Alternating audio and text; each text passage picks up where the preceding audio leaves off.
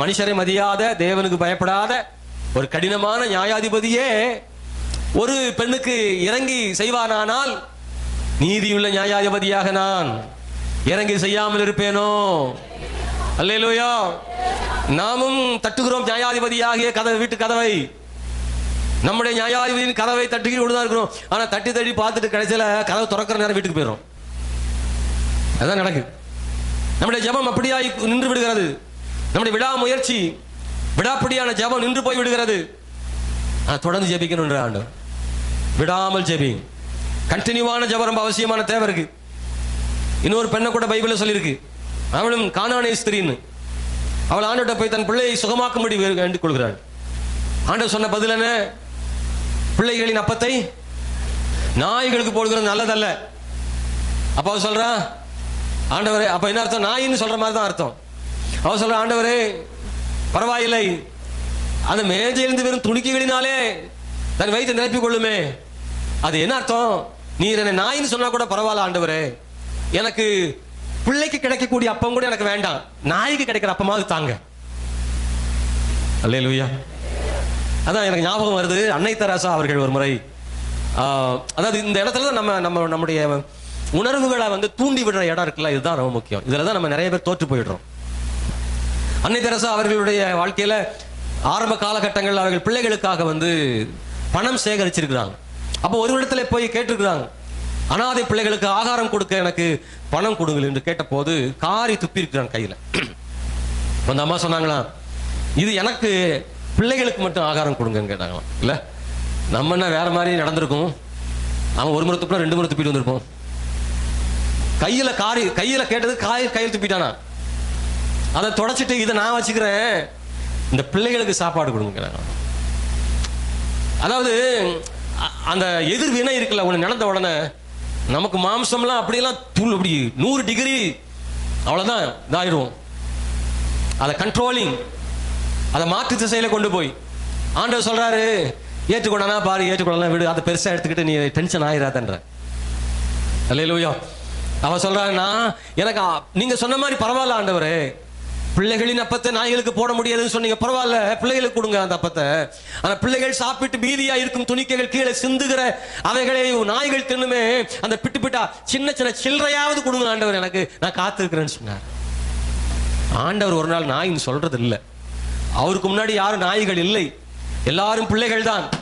அது கானானிய ஸ்திரீ ஆனாலும் சரி, யூத ஸ்திரீ ஆனாலும் சரி, சமாரிய ஸ்திரீ ஆனாலும் சரி, அவர்கள் எல்லாருமே அவருக்கு பிள்ளைகள் தான். ஆனா இவ என்ன செய்ய போறா, இவ என்ன ரியாக்ட் பண்ண போறான்றத கர்த்தர் கவனிக்க முடியாது. சற்று பொறுமையாக இருந்தா அவங்க நல்லா ரியாக்ட் பண்ணா, ஆண்டவர் நீங்க சொல்றதுக்கு எல்லாத்துக்குமே நான் சரின்னு சொல்றேன், ஆண்டவரை நீர் கொடுப்பதை கொடும், நான் போவதில்லை என்று பிடிவாதமாக இருந்தால், விடாப்படியாக இருந்தால், இன்னைக்கு ஆண்டவர்கிட்ட பிடிவாதமாக விடாப்படியாக கர்த்தர்ட்ட விடாமுயற்சியோடு இருந்தா கர்த்தர் தம்முடைய வார்த்தைகளை கொடுப்பார், வல்லமைகளை கொடுப்பார், ஆசீர்வாதங்களை தருவார். கையை தட்டி கர்த்தரை ஸ்தோத்திரம் பண்ணு.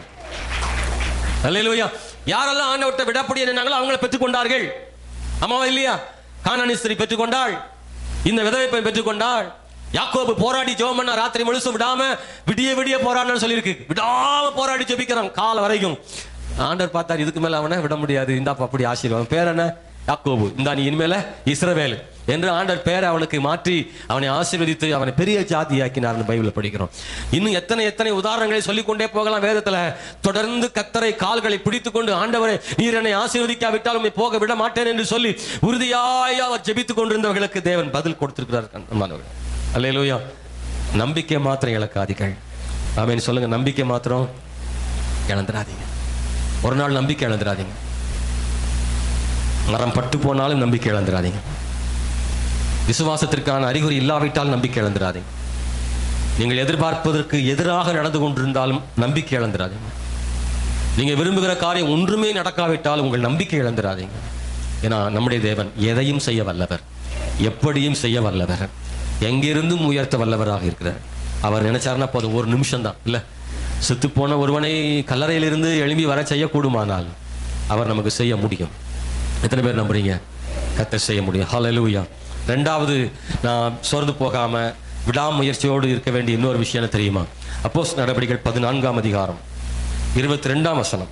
யாராவது வாசிக்கலாம்? அப்போஸ்தலர் 14:22.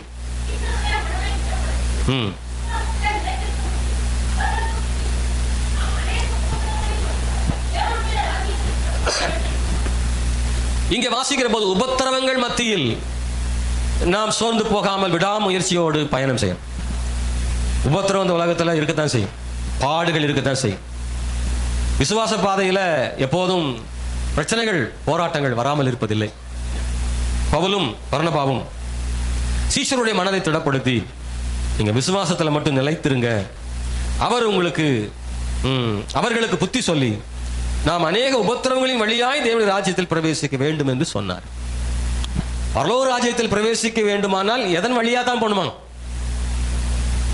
Brother sister? பரலோக ராஜ்யத்திற்கு போகணும்னா பாதை எப்படி தான் போகணுமா? சொல்ல மாட்டேங்கல. உபத்திரவத்தின் வழியாகத்தான் பிரவேசிக்க வேண்டும் என்று சொல்லி இயேசு கிறிஸ்து அதை அங்கீகரிக்கிறார். யாரா சொல்ல முடியுமா இயேசு கிறிஸ்து இந்த வார்த்தையை அங்கீகரிக்கிறாரா? உபத்திரவத்தின் வழியாக தான் பரலோகம் போக முடியும், டான்ஸ் ஆடிக்கிட்டே போயிட முடியாது. கழிப்பும் சந்தோஷமும் உணவும் விருந்து பாதையும் மகிழ்ச்சியின் பாதையின் வழியாகத்தான் பரலோகமா? அப்படிலாம் பைபிள் இல்லை.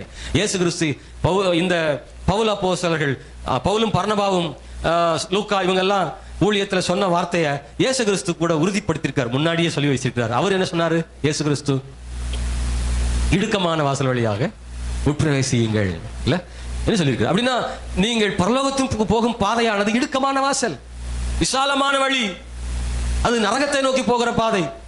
இடுக்கமான வழிதான் நாம் போக வேண்டும், தாராளமாய் போய்விட முடியாது. நெருக்கமான பாதை என்பது உபத்திரவத்தை காட்டுகிறது. உபத்திரவம் இருக்கத்தான் செய்யும், ஆனால் உபத்திரவங்கள் மத்தியில் தான் நம் தேவ ராஜ்யத்தில் போக முடியும். அன்பானவர்களே, லீஸ்திராவில் எந்த சூழ்நிலையில பவுல் சொல்றாரு இது அப்படின்னா, லீஸ்திரா அப்படின்ற அந்த இடத்துல தான் அவங்கள ரொம்ப கனப்படுத்துறாங்க. ஆனா கொஞ்ச நேரத்துக்குள்ள இக்கோனியாவில இருந்து வந்த ஒரு யூத கூட்டம் அந்த பவுலை அடிச்சு அவன் பிரசங்கம் பண்ணதுனால அவனை போட்டுட்டாங்க, காயங்கள். ஸ்தோத்திரம். ஏன்னா ஏற்கனவே கொஞ்ச நேரத்துக்கு முன்னாடி தான் அந்த ஊர் மக்கள் பவுலை நிக்க வச்சு அவனுக்கு மாலெல்லாம் போட்டு அவனுக்கு கடவுளாக்கிட்டாங்க. ஆனா கொஞ்ச நேரத்தில் எவனோ வந்து ஒரு வார்த்தையை போட்டவன அவளை வேற சேர்ந்து இவனை அடிச்சு போட்டாங்க. யோசித்து பாக்குறீங்களா? புகழ்கிற கூட்டம் சில நேரம் என்ன செய்யும்? தூற்றும். பவுலுக்கு ஒண்ணுமே தெரியல, இப்பதான மாலை போட்டிய, அதுக்குள்ள அடிக்கீங்க நீ. இயேசு கிறிஸ்துவும் அது நடந்துச்சு. வாழ்க என்ன வந்தா இயேசு சிலுவையில் அறையும்னு சொன்னாங்க. வசனம் சொல்லுது, பின்பு அந்தியோக்கியாவிலும் இக்கோனியாவிலும் இருந்து சில யூதர்கள் வந்து ஜனங்களுக்கு போதனை செய்து பவுலை கல்லறிந்து அவன் மரித்து போனான் என்று எண்ணி அவனை பட்டணத்துக்கு வெளியில இழுத்து கொண்டு போனார்கள். சீஷர்கள் அவனை சூழ்ந்து நிற்கையில் அவன் எழுந்து பட்டணத்துக்குள் பிரவேசித்தான். மறுநாளிலே பர்னபாவுடனே கூட தொர்பைக்கு புறப்பட்டு போனான். அந்த பட்டணத்தில் அவர்கள் சுவிசேஷத்தை பிரசங்கித்து அநேகரை கிரேக்கரா சீஷராக்கின பின்பு லீஸ்திராவுக்கும் இக்கோனியாவுக்கும் அந்தியோக்கியாவுக்கும் திரும்பி வந்து, அல்லேலூயா, உங்களுக்கு புரியுதா புரியலையான்னு தெரியல, அடி வாங்கின இடத்துக்கு மறுபடியும் என்ன செய்யறான்? நம்ம அப்பா அந்த பட்டணம் அந்த தெருக்காரங்க ஏற்கனவே டாக்ஸை கழிச்சு போட்டாலும் இந்த தெருவுக்கு மட்டும் என்ன செய்யக்கூடாது, இனிமே போகக்கூடாது, வேற அண்ணா தப்புக்கு போக வேண்டாம், கலைகள் கலங்கி போயிடும். அவன் அடி வாங்கின அண்ணா தப்புக்கே மறுபடியும் போறான். இக்கோனியா அப்படின்ற ஊர்ல பேர் புரியாம இருக்கலாம். அந்தியோக்கியாவிலும் இக்கோனியாவிலிருந்து வந்த சில யூதர்கள் வந்து இவர்களுக்கு போதனை செய்து பவுலை கல்லறிந்து, இந்த கல்லறிய காரணமே இக்கோனியா தான். ஆனா அடி வாங்கி செத்து போயிட்டான்னு போட்ட பிறகு எஞ்சி நிக்கான். அல்லேலூயா. எழுமி நின்றுட்டு பர்னபாவை கூப்பிட்டுக்கிட்டு மறுபடியும் எங்க போறானா? அந்த பட்டணத்தில் அவர்கள் சுவிசேஷ பிரசங்கித்து அநேகரை சீஷராக்கின பின்பு லீஸ்திராவுக்கும் இக்கோனியாவுக்கும் அந்தியோக்கியாவுக்கும் திரும்பி வந்து. என்ன தைரியம் பவுலுக்கு இல்ல? அல்லேலூயா. ஏற்கனவே செத்துட்டான்னு போட்டு போயிட்டாங்க, நம்ம பழச்சுக்கிட்டோம், இனி போனா மறுபடியும் என்னதான் நடக்க போகுது? ஆனா அதே பட்டணத்துக்கு போய் சீஷருடைய மனதை திடப்படுத்தி விசுவாசத்தில் நிலைத்திருக்கும்படி அவர்களுக்கு புத்தி சொல்லி நாம் அநேக உபத்திரங்கள் வழியாய் தேவனுடைய ராஜ்யத்தில் பிரவேசிக்க வேண்டும் என்று சொன்னான். அல்லேலூயா. என்ன தைரியங்க! அந்த தைரியத்தை கர்த்தர் நமக்கு தருவாராக. என்ன வேணாலும் என்ன நடந்தாலும் நடக்கட்டும், நான் கர்த்தருக்காக இன்னும் என்ன செய்வேன்? அல்லேலூயா. அவருக்காக இன்னும் ஓடுவேன், கர்த்தர் பலன் கொடுப்பாரு. ஆமென். அல்லேலூயா. ஸ்தோத்திரம். உபத்திரவங்கள் இயேசு கிறிஸ்து சொல்றாரு யோவான் சுவிசேஷம் 16ஆம் அதிகாரத்துல 33ஆம் வசனத்துல சொல்றாரு, உலகத்தில் உங்களுக்கு உபத்திரவம் உண்டு, ஆனாலும் திடன் கொள்ளுங்கள், உலகத்தை ஜெயித்தேன். ஆனா சொல்ல உலகத்தை ஜெயித்தேன் சொல்ல இயேசு கிறிஸ்து அங்கீகரிச்சிருக்கிறார். உலகத்தில் உபத்திரம் இருக்கும். சீஷர்கள் சொல்ல உலகத்தில் உபத்திரம் இருக்கும், ஆனா மட்டும் சோர்ந்து போயிடாதீங்க, திடனா இருங்க, நான் உலகத்தை ஜெயித்திருக்கிறேன். அப்ப என்ன அர்த்தம் அப்படின்னா, நீங்களும் உபத்திரவங்களை ஜெயிப்பீங்கன்னு சொல்றாரு. 1 பேதுரு புத்தகம் பேதுரு என்ன சொல்றாரு? உபத்திரவத்தை பத்தி என்ன சொல்றாரு? 1ஆம் அதிகாரம் 6ஆம் வசனத்துல துன்பப்படுவது அவசியமானதால் இப்பொழுது நீங்கள் அநேக உபத்திரம், கொஞ்ச காலம் உங்களுக்கு என்ன செய்து உபத்திரம் சோதனையும் இருக்குன்னு சொல்றார். அந்த முதல் வார்த்தை மட்டும் சொல்லுது, துன்பப்படுவது அவசியமானதால். அல்லேலூயா. துன்பப்படுவது அவசியம். அப்படின்னா துன்பம் இல்லாம ஆசீர்வாதம் இல்லை, துன்பம் இல்லாம வெற்றி இல்லை, துன்பம் இல்லாம தேவனுடைய ஆசீர்வாதம் நமக்கு இல்லை. எனவே துன்பம் அவசியமானதால். இது இருந்தா தான் நம்ம சில நேரங்கள்ல கிறிஸ்துக்குள் வளர முடியுது, பரிசுத்தம் அடைய முடியுது, நாம் சீர்படுத்திக் கொள்ள முடிகிறது, கிறிஸ்துவுக்கு பிரியமாக வாழ முடிகிறது. இல்லை அப்படின்னா துன்பமும் துயரமும் இல்லாவிட்டால் நாம் இஷ்டப்படி வாழ்ந்து விடுவோம். பவுல் ஏற்கனவே சொல்றார், இந்த முள் என்னை என்ன செய்ய குத்துகிறது, கர்த்தருக்குள் என்னை நான் உயர்த்தாதபடி என்னை குட்டுகிறது என்று பவுல் அப்போஸ்தலன் சொல்றாரு. நான் இது வேண்டாம்னு ஜெபம் பண்ணேன், ஆனா ஆண்டவர் அதை என்ன செய்யல, எடுத்து போடல, என் கிருபை உனக்கு போதும்னு சொல்றாரு. அவன் அந்த முள்ள அவனை குத்துதான். அதுதான் சில துன்பம், சில துயரம், சில துன்பங்களும் துயரங்களும் நம்மளை என்ன செய்ய குத்திக்கிட்டே இருக்கும். ஆண்டவரே இந்த முள் குத்தாதபடி எடுத்து போடுன்னு அவர் இல்ல இருக்கணும்ன்றாராம். நீங்க நினைப்பீங்க, நான் வேதனை எடுக்கணும்னா இருக்கட்டும்ன்றார் ஆண்டவர், இது நல்ல ஆண்டவரா அப்படி நினைச்சிடாதீங்க. சில நேரம் துன்பப்படுவது அவசியம். சில விஷயத்தை அதுக்கு எல்லா முள்ளையும் வச்சிருப்பான்னு நினைக்காதீங்க, ஏதோ சில நேரத்தில் ஒண்ணு. அல்லேலூயா. ஏன்னா அது நம்மை சீர்படுத்தி சிறப்படுத்துகிறது. அப்பதான் கர்த்தரை தேடுறோம், அப்பதான் ஜெபிக்கிறோம். இல்லைன்னா தோத்திரம் வராது, ஒண்ணு வராது. இல்ல ஆண்டரை மறந்துடுவோம், ஜெபத்தை மறந்துடுவோம், ஆண்டரை சர்ச்சை மறந்துடுவோம். சில பிரச்சனைகள் நம்மை கர்த்தருடைய சேர்க்கிறது. ஆகவே இன்னும் ஜெபிக்க செய்கிறது, இன்னும் கர்த்தர்கள் வளர செய்கிறது. அதனாலதான் ஆண்டவர் சில நேரம் சில முல்லை கர்த்தர் வைத்திருக்கிறார். ஆனா ஒண்ணு, என் கிருபை உனக்கு போதும். அப்படி என்ன அர்த்தம்னா, அந்த முல்லை உனக்கு வலிக்காதபடி, அந்த முள் இருக்கிறது தெரியாதபடி உன்னை பலப்படுத்தி கர்த்தர் உன்னை உயர்த்தி ஆசீர்வதிப்பதற்கு அவருடைய கிருபை என்ன செய்யும், போதும். அல்லேலூயா. முள்ளு துன்ப மாதிரி தெரியும், ஆனா உன்னை அது ஒரு நாள் வீழ செய்வதற்கு கர்த்தர் பயன்படுத்துவதில்லை, உன்னை உயர்த்துவதற்கு தான் கர்த்தர் பயன்படுத்துவார். அதை மட்டும் புரிஞ்சுக்கணும். முள்ளு குத்துறது தெரியும், ஆனா அதால் நீ நிச்சயமாக கெட்டு போவதில்லை, வளர செய்கிறார் ஆண்டவர். அன்பான பிள்ளைகளே, அவருடைய வாழ்வில முள்ளு இருந்துச்சு சொல்றோம், முள்ளு இல்லாதவங்க நிறைய பேர் இருந்தாங்க. முள்ளு இல்லாதவங்களை விட முள்ளு இருந்த பவுல் தான் நிறைய கர்த்தருக்கு சாதிச்சிருக்கிறார். ஆமாவா இல்லையா? முள் இல்லாத பலரை விட முள் இருந்ததான பவுல் தான் நிறைய சாதிச்சிருக்கிறாரு. அப்படியானால் முள் சாதிக்க பண்ணுகிறது, துன்பங்கள் நம்மை சாதிக்க பண்ணுகிறது, வேதனைகள் நம்மை சாதிக்க பண்ணுகிறது. கர்த்தர் நமக்கு அதுக்காக பயன்படுத்திக்கிறார்.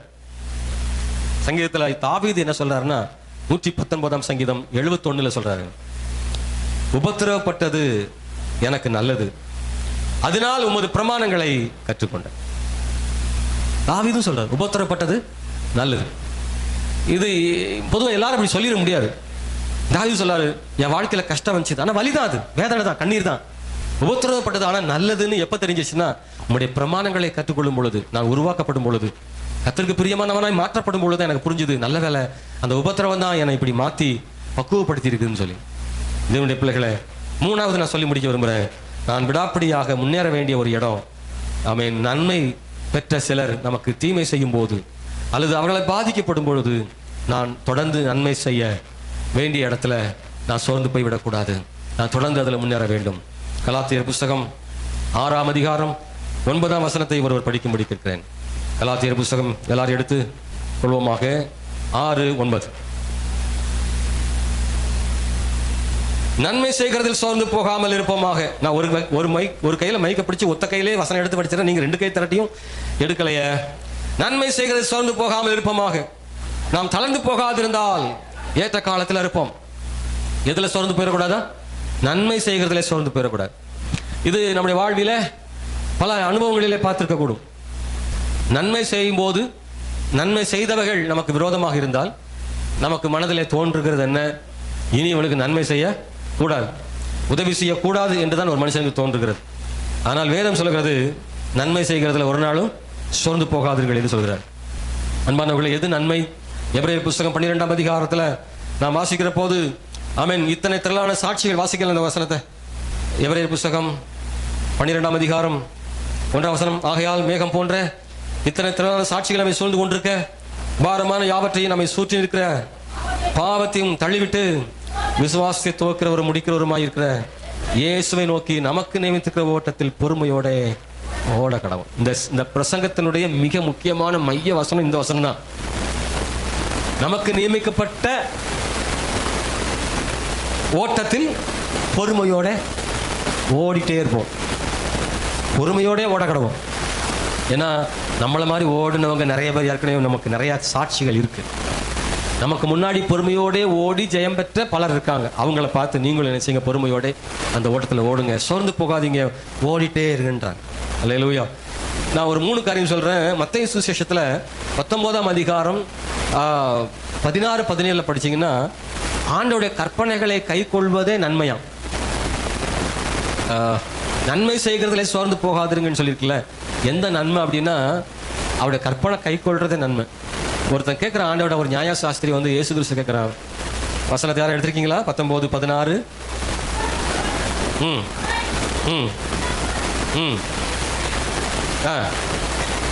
நித்திய ஜீவனை பெற என்ன நன்மை செய்யணும் அப்படின்னா, சரி, நல்லவன் ஒருவன்ல நீ கற்பனைகளை கைகொள். நித்திய ஜீவனை பெறதுக்கு என்ன நன்மை செய்யணும்? நீ கற்பனைகளை கைகொள். அப்ப கற்பனைகளை கை கொள்றதே பெரிய நன்மை. இந்த நன்மை செய்யறதுல சோர்ந்து போகாதீங்க, தொடர்ந்து கற்பனைகளை கைகொள்ளுங்க. அப்போஸ்தலர் 10:38. இயேசு நன்மை செய்கிறவரால் சுற்றி திரிந்தார். அப்படின்னா அவர் செய்தது ஊழியம். ஊழியம் செய்கிறதும் நன்மை தான். ஊழியம் செய்யறது நன்மை, வசனத்தை கை கொள்றது நன்மை. இதுல என்ன செய்யறேன்னா, நமக்கு ஒரு இடத்துல சோறு வந்துடும். நான் பைபிளை வசனத்தை கை கொண்டு என்னத்தை கண்டேன் அப்படின்னு ஒரு சோறு வரும் பாருங்களேன். அங்கதான் சொல்றார் ஆண்டவர், தொடர்ந்து சோர்ந்து போகாம வசனத்தை என்ன செய்ய கைக்கொள். ஊழியம் செய்கிறவர்கள் சில சோர்ந்து போவாங்க. நானும் எவ்வளவு செஞ்சு பார்க்க ஒன்னும் காணுமே, எந்த நன்மையும் பார்த்த மாதிரி தர ரிசல்ட் ஒன்றும் தெரியல, அதனால எதுவும் நடந்த மாதிரியும் தெரியல என்று அதுல சோர்ந்து போகிறவர்களுக்கு கத்த சொல்றாரு, இதுல சோறு வரும், சோர்ந்து போகாது, அதை கண்டினியூ பண்ணிட்டே இரு அப்படின்றார். ரோமர் புஸ்தகம் 14ஆம் அதிகாரம் 21ஆம் வசனம், ஆமென், இடரல் உண்டாக்காத படிக்க பார்க்கணும்னு சொல்றார். அல்லேலூயா. நன்மைகள் இன்னொன்னு, பிறருக்கு இடரல் உண்டாக்காம இருப்பதே நன்மையா. வசனத்தை வாசிக்க நேரம் இல்லை, ஆனா சொல்றேன், மற்றவங்களுக்கு இடரல் உண்டாக்காம இருப்பது நன்மை. இன்னைக்கு இந்த காலவேளை தேவனுடைய பிள்ளைகளை, இந்த 3 காரியத்துல நான் சோர்ந்து போகாம உறுதியாய் கை கொள்ள தேவன் கிருபை செய்யட்டும். எழுதி இருக்க போறோம், ஜெபம் பண்ண போறோம். உங்க ஓட்டத்தை தடை செய்தவன் யார்? தடையில்லாமல் முன்னேற கர்த்தர் கிருபை செய்யட்டும். நம்ம எல்லாரும் கர்த்தர் சமூகத்துல ஒப்பு கொடுத்து ஜெபம் பண்ணுவோம். ஆண்டவர்கிட்ட, ஆண்டவரே, நான் என் ஓட்டத்தை நிறுத்தி கொள்ளல, மாற்று பாதையிலும் போகல, எனக்கு நியமித்த அந்த ஓட்டத்தில் நான் பொறுமையோடு ஓடணும். ஆண்டவரே, கண்களை மூடி ஆமென் கர்த்தர் முகத்தை நோக்கி பார்த்து ஜெபிப்போமாக. அல்லேலூயா, ஸ்தோத்திரம். இயேசுவின் நாமத்தினாலே, இயேசுவின் நாமத்தினாலே ஆண்டவரே கேளுங்க. ஆண்டவரே, நான் சோர்ந்து போகாதபடி பொறுமையோட தொடர்ந்து ஓடுவதற்கு எனக்கு பலன் கொடுங்க. பவுலுக்கு அந்த கிருபை ஆண்டு கொடுத்தார், கிருபை கொடுத்தார். ஓ ஹல்லேலூயா. துன்பம், கஷ்டம், பாடு இல்லாம ஒருத்தர் ஜெயிக்கிறதை விட துன்பம், பாடு, கஷ்டத்தோட நீ ரொம்ப அதிகமா ஜெயிக்கிறதுக்கு கர்த்தர் தம்முடைய கிருபைகளை நம்ம மேல அதிகமா தருவார். ஹல்லேலூயா, ஹல்லேலூயா.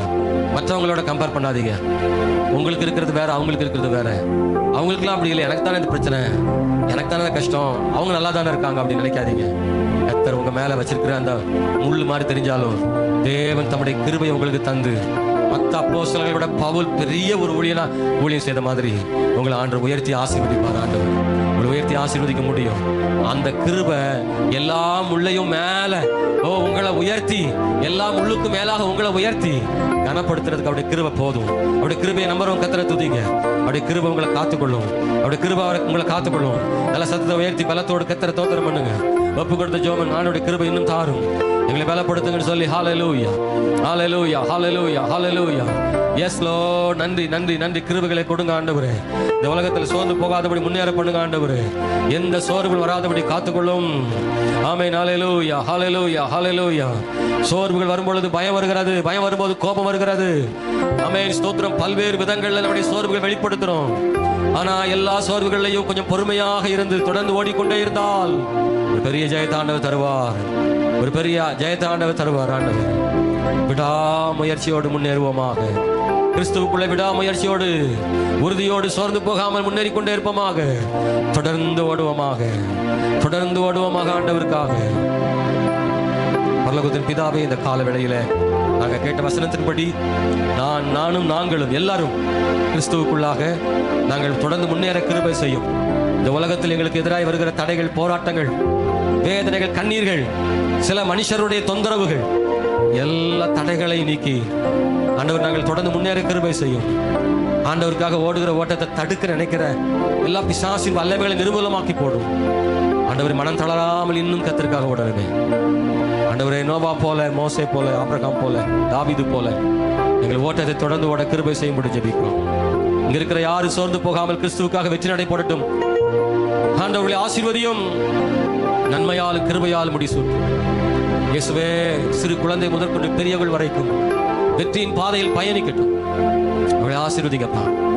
அவருடைய குடும்பத்தில், படிப்பில், அவருடைய திருமண வாழ்வில், அவருடைய வேலை செய்கிற இடத்தில், ஆண்டவரே, அவருடைய வியாபாரத்தில், வருமானங்களில், ஆண்டவரே, மற்ற எல்லா காரியத்திலும், ஆண்டவர் சொந்த பந்தங்கள் நடுவில், நண்பர்கள் நடுவில் அவருடைய ஓட்டத்தை தடை செய்கிற மக்கள் யாராவது இருந்தால் தடைகள் எல்லாம் உடைத்து போட்டு, ஆண்டவரே, உம்முடைய பிள்ளையுடைய கைகளை பிடித்து இன்னும் ஆண்டவருக்காக ஓட பண்ணும்.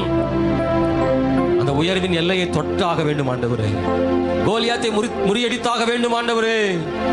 சிங்காசனத்தில் அமர வைக்க வேண்டும் ஆண்டவரே. இயேசு கிறிஸ்துவின் நாமத்தில் உம்முடைய நாமத்தை மகிமைப்படுத்த வேண்டும்.